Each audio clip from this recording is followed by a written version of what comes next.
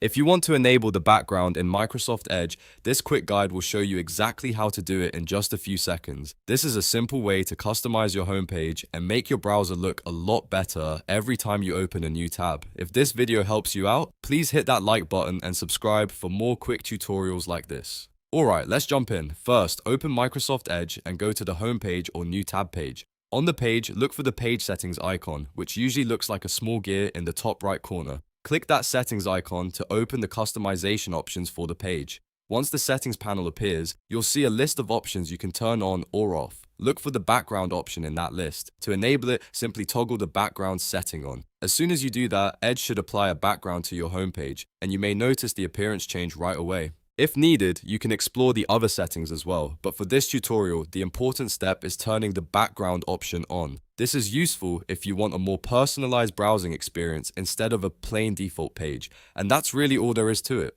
You've now enabled the background in Edge. If this tutorial helped, make sure to like the video, subscribe to the channel, and turn on notifications so you don't miss the next easy tech guide. Thanks for watching, and I'll see you in the next one.